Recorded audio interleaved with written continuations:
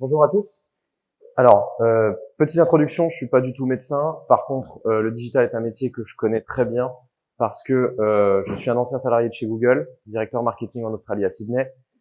L'avantage de l'expérience internationale, c'est qu'à Sydney, ça bouge très vite. Les choses vont beaucoup plus vite qu'en France. Et sur la partie digitale, ils sont bien en avance. Donc, l'avantage, c'est d'essayer de voir un peu ce qui se fait, ce qu'on peut faire, etc. Et dans quelle mesure, aujourd'hui, je peux vous donner des astuces et des choses pour que ce digital soit un vecteur de réussite et non pas, comme vous le mentionnez tout à l'heure, un vecteur aujourd'hui qui peut vous desservir sur de la vie négative, etc. Très simplement, aujourd'hui, est-ce que le digital est primordial dans votre métier? Clairement, oui. Il est vrai que chaque recherche pour trouver un praticien commence par Internet, malgré le bouche à oreille. Donc, c'est très important d'avoir une bonne image sur Internet, de véhiculer votre savoir-faire de manière correcte, et on va voir différents points clés par rapport à ça. Il est vrai aussi qu'on entend très souvent, oui, mais bon, moi, j'ai pas forcément de concurrent dans ce que je fais, etc. Aujourd'hui, la concurrence, elle est plus uniquement locale, la concurrence, elle est internationale, parce que vous savez pertinemment qu'il y a certains pays, je compare pas les prestations, je compare pas la qualité des médecins, mais qui sont aujourd'hui concurrentiels. On peut aller au Maghreb facilement, ça nous coûte presque moins cher de payer le billet d'avion et d'aller se faire opérer là-bas. Donc aujourd'hui, même si c'est pas forcément la bonne méthode, parce que c'est votre secteur d'activité de pouvoir comparer les prestations qui sont faites, mais le patient va forcément faire cette démarche. J'entendais tout à l'heure, à juste titre, Internet c'est devenu un comparateur, c'est-à-dire qu'on vient chercher un prix, c'est ça qui nous intéresse. Je suis d'accord et pas d'accord, c'est-à-dire que d'un côté on va effectivement chercher un prix, mais en même temps, si le praticien a su faire une communication qui soit correcte de par ses vecteurs Internet, que ce soit réseaux sociaux, sites Internet ou autres, on viendra pas chercher un prix, mais on viendra chercher un savoir-faire et un talent spécifique. Et c'est là qu'il y a une vraie vocation où il faut travailler les choses parce que aller se positionner sur un prix aujourd'hui, c'est une erreur. C'est-à-dire qu'on n'est pas sur Alibaba, on n'est pas sur un marketplace comme Amazon, surtout dans votre métier où il y a de l'humain et que l'humain est la partie la plus importante. Quand vous avez un patient qui est un internaute, il a besoin d'être assuré. Et être assuré, ça passe justement par tous ces vecteurs Internet, réseaux sociaux, qui sont très importants pour lui. Je discutais avec des confrères à vous pour prendre le marché de Paris et on me disait, on m'a dit à X reprises, suite à la dernière convention qu'on a faite ici, vous avez aujourd'hui à peu près 300 chirurgiens esthétiques qui pratiquent sur Paris et il y a la place grosso modo pour 100 chirurgiens. Donc comment on fait la distinction entre les 100 qui effectivement vont rester et vont réussir à avoir une patientèle assez conséquente pour en vivre décemment, si on peut dire ça comme ça, et les 200 autres? Effectivement, ça va passer par comment je vais me dissocier des 200 autres pour être celui qui va être sélectionné. Et ça passe par Internet. Alors le bouche à oreille, on me l'a dit, on me l'a redit et re-redit, le bouche à oreille, ça passe aussi par Internet. Et on va le voir juste après comment. Qui fait quoi? C'est assez intéressant parce qu'on nous dit souvent, et vous le disiez encore une fois à juste titre tout à l'heure, on doit s'entourer d'experts et chacun son métier. C'est-à-dire que si vous voulez vous concentrer sur votre métier, ce qui vous plaît, ce qui vous fait vibrer, c'est la chirurgie ou la médecine esthétique ou ORL ou peu importe votre secteur d'activité spécifique, laissez faire ça à des professionnels qui savent le faire, qui sont entourés d'autres professionnels dans ce secteur d'activité. On parlait tout à l'heure des avocats et c'est pareil à juste titre, on a besoin d'un bon avocat qui soit spécialisé dans ça. Pour faire une petite amalgame sur ce qu'on fait nous, on est aussi franchiseur. On a un avocat spécialisé dans la franchise pour la partie franchise parce que c'est pas du tout les mêmes droits que si on allait chercher sur du droit RGPD, du droit du travail, du droit social, etc. Donc très important, bien confier les bonnes tâches aux bonnes personnes. Le bouche-à-oreille, fausse excuse. Pourquoi? Comment ça se passe aujourd'hui, bouche-à-oreille? J'ai une cousine qui va me dire, voilà, faut que tu ailles te faire faire une rhinoplastie. Tu vas voir docteur Intel. Mon premier réflexe, c'est quoi? Premier réflexe, c'est ça. Docteur Intel, je vais mettre ça sur Google. Comme ça, déjà, ça va me faire un reminder de savoir quel était son nom, où il est situé. Et le premier truc que je vais voir, c'est effectivement les avis. Mais c'est aussi son site internet. Donc si le site internet ou les avis font diminuer mon degré de confiance dans ce médecin, vous pensez franchement que je vais venir chez vous pour faire une rhinoplastie? Clairement pas. Et donc c'est là que c'est hyper important d'être efficace. Et ça, c'est la base aujourd'hui. C'est-à-dire que toutes les entrées passent par ça. On n'a plus d'entrées qui passent par, ou très peu, en tout cas en termes de statistiques, hein, on peut le voir. Tout ce que je vous montrerai après, c'est basé sur des datas et beaucoup de choses qu'on a pu mettre en termes de statistiques. Le patient ne va plus passer par juste, on vous dit d'aller là, allez-y. D'autant plus que vous, ça nécessite une certaine qualification en amont. Il y a un premier rendez-vous à faire avec vous pour essayer de comprendre si le patient est qualifié pour faire telle ou telle chirurgie. Donc ça, c'est très important. Content is the king. Alors ça, c'est pareil. On a fait, suite à la dernière réunion, beaucoup d'audits de sites internet de médecins parce que, et je vous le dis, Maintenant, on offrira à tous ceux qui le veulent ici un audit de leur site internet, de leurs réseaux sociaux. Ce sera cadeau. Aujourd'hui, on fait ça. Vous nous donnez vos coordonnées, on s'occupera de ça pour vous. En faisant ces audits, on s'est rendu compte d'un truc hyper important. Vous écrivez des thèses sur vos sites et c'est magnifique. Hein. Moi, je suis patient. Votre thèse, je vais être clair et j'en ai rien à faire. Et au-delà de ça, je comprends rien. Et les mots barbares et techniques où vous pensez pouvoir me rassurer, au contraire, ça va me foutre la trouille. Et là, malheureusement, le patient, c'est ce qu'il va penser. Donc, il va dire, oulala, il s'est super bien écrit, il a l'air très bien, mais est-ce que vraiment j'ai compris ce que j'allais faire et est-ce que vraiment il est qualifié pour faire ce qu'il va faire? Et donc là, c'est très important. Et on parle de communication. Encore une fois, on sait que vous voulez bien faire. Le problème, c'est que la plupart du temps, les sites internet, vous les faites par rapport à vos confrères. Et vos confrères ne seront pas vos patients. En tout cas, pas souvent. En tout cas, j'imagine pas. Donc, c'est très important. On sait aujourd'hui qu'il y a un vecteur qui marche très bien, qui est la visite virtuelle. Pouvoir faire visiter son cabinet en amont.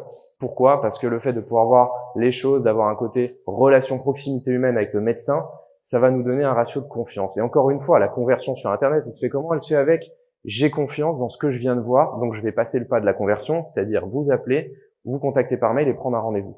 Et après, on estime que vous faites bien votre travail et que vous allez convertir le patient. Donc, on se rend compte en termes de statistiques que on va passer un site Internet classique où on a une expérience normale de 30 secondes de temps de consultation, ce qui est pas très très bon, à plus de 3 minutes lorsqu'on va mettre des médias un peu innovants, visite virtuelle, vidéo, etc. Pourquoi c'est important? Parce qu'une data qui est hyper importante, plus de temps on va passer sur un site internet, plus on a de chances de se transformer en client. Et là, on va le reprendre sur du basique simple, dans le retail. Aujourd'hui, plus vous restez sur Amazon, plus il y a de chances que vous consommiez. Donc c'est pour ça que c'est très important. Mais on va pas rester longtemps parce qu'on a du contenu qui est super compliqué. Au contraire, on va lire 3 mots, on va dire ça me gonfle, c'est compliqué, je passe à autre chose. Et là, on va passer chez votre confrère. Donc ça, c'est très important. Et la conversion, 75% des clients qui tombent sur effectivement un site internet avec du média innovant est susceptible de se transformer en consommateur potentiel derrière. Quelques stats, parce que je suis très mathématique au niveau des statistiques. On va valoriser le praticien au travers de la visite virtuelle, ce qui va augmenter de 40% ses prises de rendez-vous. Encore une fois, pourquoi? C'est toujours ce degré de confiance qu'on va avoir. Pareil, quand vous allez consommer sur Internet, sur un site marchand, la première chose que vous regardez, c'est les CGV, est-ce que on peut payer par carte bancaire, est-ce qu'ils sont sur PayPal, est-ce qu'il y a une faute d'orthographe, auquel cas je vais me dire, oulala, c'est quoi ce site Internet qui est basé dans je ne sais quel pays et qui vont récupérer ma carte bleue? C'est la même chose. Alors, bien entendu, on est dans le médical, mais c'est encore pire, parce qu'il y a une action sur le patient qui peut être irréversible. Or, si demain j'ai acheté une paire de chaussures, au pire, ce sera du 36 au lieu du 46, tant pis pour moi.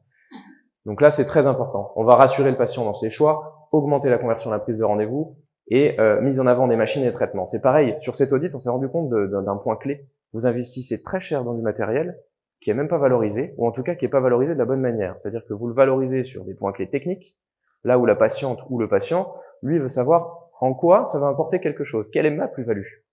Et quand on est sur un site internet, ne jamais oublier que c'est le patient, c'est de se dire, lui, quand il va rentrer, il va regarder quoi? Quelles sont les plus-values qu'il va pouvoir en tirer?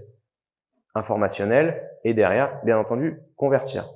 C'est là que c'est très important. Bon, ça, on va reprendre sur ce point-là. On a fait différents exemples, donc je vous montrerai au travers d'une petite vidéo en vous commentant comment une visite virtuelle peut effectivement rassurer un patient, pousser à la conversion, etc. avec quelques datas.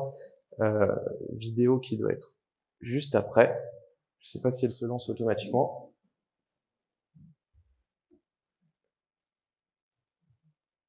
Il faut cliquer dessus. Dans le digital, si ça marchait pas, j'aurais eu un peu l'air bête quand même. Donc bon, l'idée c'est que l'internaute puisse lui-même, avec sa souris, visiter le cabinet. Déjà, il y a un point clé par rapport à la vidéo qui est très important. On ne va pas subir une information. On va laisser le patient libre cours à « je veux aller dans tel ou tel endroit » et me donner moi-même confiance. C'est pas une information qu'on va me pusher. D'autant plus qu'on va intégrer le médecin directement en vidéo, ce qui va lui permettre de se valoriser, de rajouter un petit point clé sur une personnification de l'expérience, valoriser le pôle de machine. Vous connaissez peut-être certains cabinets de confrères. Encore une fois, on va valoriser effectivement le médecin qui va se présenter, etc. C'est toujours une histoire d'humain, surtout dans le médical. C'est-à-dire, on arrive déjà dans un domaine, ça peut être un peu austère sur comment c'est écrit au niveau des thèses, etc. Et d'autant plus que on a besoin de voir son médecin et de se sentir bien, de sentir une proximité, de sentir qu'on va être écouté et que il va aller dans la même direction que ce qu'on a en tête, ou en tout cas qu'il va nous conseiller dans la bonne direction. Docteur Essayeg, par exemple ici, on va pouvoir mettre de l'avant après, etc. Je vais préparer une question à l'avance. En termes de légalité par rapport à la pub, etc., tout a été étudié, bien entendu, ça fonctionne. Donc ça, il n'y a pas de souci à partir du moment où le patient n'est pas reconnaissable là-dessus. Et bien entendu, on va pouvoir intégrer différents boutons de call to action qui vont nous permettre de booker son rendez-vous si jamais on est sur Doctolib, par exemple. Donc ça, c'est une intégration sur un site internet du docteur Lévy. Donc on voit clairement c'est intégré directement dessus. C'est-à-dire que le patient fait sa démarche suivante, bouche à oreille ou pas, site internet. Sur le site internet, il va pouvoir visiter le cabinet et dans le cabinet, il va avoir les différentes salles, le médecin en question qui va pouvoir l'opérer, ses diplômes, etc. Peu importe ce qu'on veut mettre en avant, qui a une vraie plus-value par rapport justement à votre secteur d'activité. On a eu aussi pas mal de demandes et d'échanges avec des confrères à vous qui nous disaient, voilà, par exemple, aujourd'hui, je suis très généraliste sur l'esthétique. Moi, ce qui m'intéresse, c'est de me focus sur un point clé. Par exemple, je veux faire de l'implantation capillaire, je veux faire de la rhinoplastie. Et ça passe par quoi? Ça passe par un discours, ça passe par la façon dont on va être constitué un site internet autour des différents axes pour dire c'est là ma plus-value. Si vous venez chez moi, vous venez pas justement acheter un prix, vous venez acheter une expertise dans ce domaine d'activité-là plus que dans un autre. Et c'est là justement où vous allez vraiment retrouver cette plus-value qui va faire que vous allez venir chez moi. Voilà grosso modo pour faire clair, concis et rapide, parce que j'ai l'habitude de m'exprimer très longtemps sur ce genre de sujet, bien entendu, mais l'idée c'est que ce soit interactif et que vous ayez des questions, parce que tout à l'heure il y a eu pas mal de questions où j'étais en train de bouillir derrière, en disant, il faut absolument que je réponde, parce que ça m'intéressait, notamment sur les avis Google, etc., pour être tendance de chez eux. Donc n'hésitez pas, même si c'est un peu large au niveau du scope, je suis ouvert à toute réflexion. Et pour le répéter, vous venez nous voir juste après, vous nous donnez vos coordonnées, on s'occupe de faire le petit audit gratuit si vous le souhaitez.